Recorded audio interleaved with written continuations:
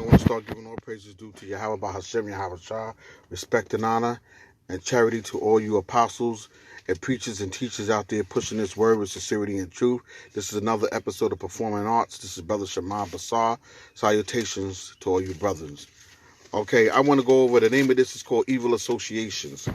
And the first scripture I want to go over, 1 Peter 4 and 4. 1 Peter 4 verses 4. Okay, let's start at 3. For the time past of your life may suffice us to have wrought the will of the Gentiles when we walked in lasciviousness, lust, excess of wine, revilings, banquetings, and abominable idolatries, wherein they think it is strange, here's the part, wherein they think that it's strange that you run not with them to the same excess of rioting, speaking evil of you. Right. So you start having, I'm at this job, going through this job, right? And you know how you feel certain people vibes. Now, this girl with whoever she is, you know what I'm saying? Now, I've seen her, when I first seen her, I already knew that we wasn't going to get along. I don't know why. You know, you can see somebody, you just know that you ain't going to get along. Now, I believe she's a dyke.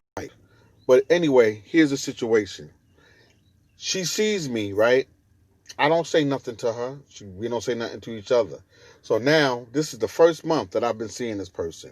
Now, this third month that I've been here, this same person is getting, like, trying to be in my way because she figures, like, oh, I won't speak to her or acknowledge her. I don't have to acknowledge nobody. I don't have to say hi to nobody if I choose not to say hi to them. And see, this is another thing. This is for the men, good men, which is spiritual men, that when they stand up for righteousness, when they don't stand up, these laws take place and nobody else says something. They bombard their laws and their regulations on us, like as if we have to bow down to them. I don't got to bow down to them. I don't have to speak to nobody if I don't want to speak to them. And guess what? The feeling is mutual. They don't have to speak to me either. But see, wicked people put themselves in your way, like you're going to say something to me. Okay, so it says, wherein they think it is strange that you run not with them to the same access of riot, speaking evil of you. Right. So they try to get other people to join to see if this guy speaks to me or whatever like that. And a stupid person won't understand, like this person trying to get them to join their team, and they don't know what's going on. But you know what? You say forget it. Forget them both. One come, they all come. You know what I'm saying? You say effort to one, they all could get it. It don't really matter because they kind of push their ways on you. You don't have to accept that or say hi to them or be bothered with them if you don't want to. I got rights just like they got rights. You know what I'm saying? And then the next scripture, it says Psalms 1 and 1.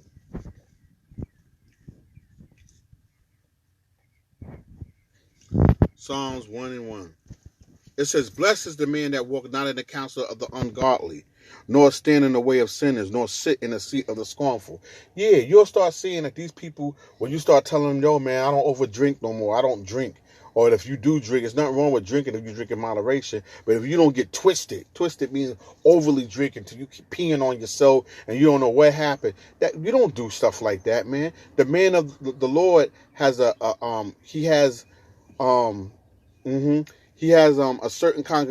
certain way he should carry himself, in a certain way he should be speaking. He should be speaking with holy conversations, thinking of the things of the Lord, speaking of words of the Lord. Okay, that's what he should be doing. You know what I'm saying? So he shouldn't be speaking of anything else. That's holy conversation. It says, but his delight is in the law of the Lord, and in his law does he meditate day and night. This is what we should be meditating on. This is what we should be thinking of. This is how we should be spreading the good news to our people, telling the people what's right and wrong. Okay? Not holding it in because you scared what somebody's going to say, or I got to bow down to them because they feeling some way about their own sexuality. Okay? If you that way, you that way. You know what I'm saying? If that's the way you go, whatever, you in the LGBT community and that's the way you go, you go. But why are you turning around looking at me to see if I'm looking at you? If I'm taking notice of you and your ways, if you really believe in the way you live in your lifestyle, why are you turning around looking at me to see what my specialist is going to think how I'm looking at you? You don't see a married couple turning around looking at you. You don't see a married couple turning around looking at y'all. Turning around looking at y'all to see if y'all looking at us, because we know that what we doing is all right. We confident in what we doing is all right. So we not turning around looking at y'all. But you see, most of the LGBT community and a lot of them, they start turning around looking at you to see if what you going to think about seeing them. And nobody watching them. Everybody knows what you do and how you live in your life. Nobody's watching you. Nobody's pondering over you to talk about you. If that's the way you live, live. But don't push my back against the wall to make me acknowledge you and how you live. So the girl comes in acting like a hip-hop gangster, you know what I'm saying, with Timberland boots on, and she bopping in front of me like, look at me, what's up, my G? Or she didn't even speak. You know what I'm saying? But this is the demon that's on them. You know what I'm saying? And then they try to get at me, and then now she try to get some guy to join her forces to come against me too. This is what I got to go through. And I'm just trying to do my work and do my job. You know what I'm saying? I ain't looking for no trouble. But, you know what I'm saying? But they see that spirit that's on you. So now she going to try to come to me. Nah, I don't rock like that. You know what I'm saying? Like, I don't have to take notice of you. You going to make me acknowledge you, that you're really a woman, but you a dude. So you going to hip hop, beady bop in front of me to make me acknowledge you.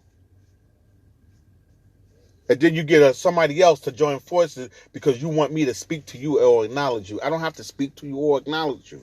You don't have to speak to me or acknowledge me either. But you see that it says, blessed is the man that walked not in the counsel of the ungodly. So we don't take heed to unholy conversation and unruly conduct. Now, there's certain LGBT people or whatever it is that you have done and they speak to me, I speak to them. You know what I'm saying? I show respect. I be peaceful with all men if possible, / women or homosexuality, whatever you do. I still be peaceful with all people if possible. So it's not like I just go over there knocking at them or picking on them or doing anything like that. I do my own thing. I don't go mess with people. Okay? Now, the next one is Exodus 23:7.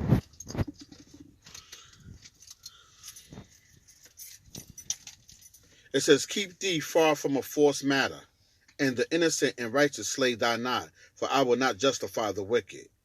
And thou shalt take no gift, for the gift blind the wise, and pervert the words of righteousness. Right, and that's what a lot of us do.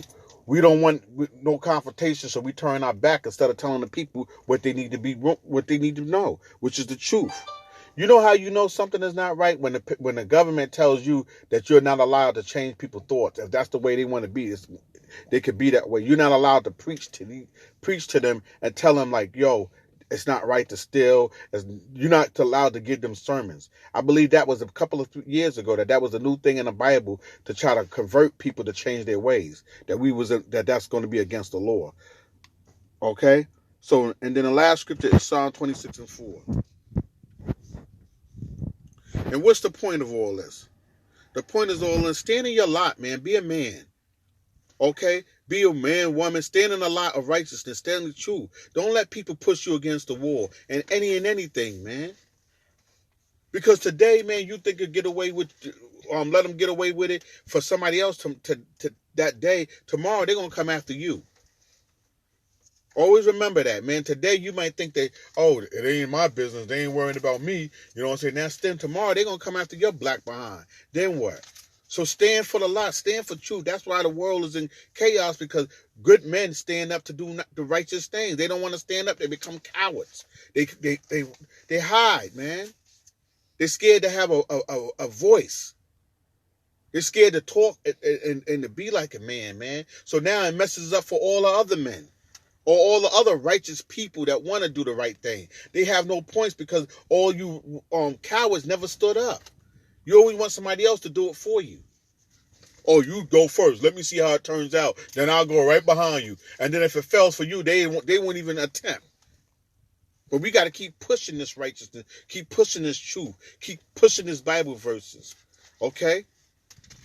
Psalm 26:4. Then we closing out with that.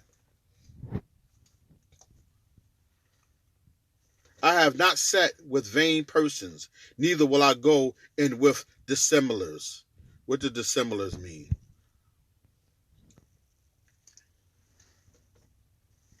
Dissemblers. Hypocrites. Examine me, O Lord, and prove me. Try my reins and my heart, for thy loving kindness is before my eyes, and I have walked in thy truth.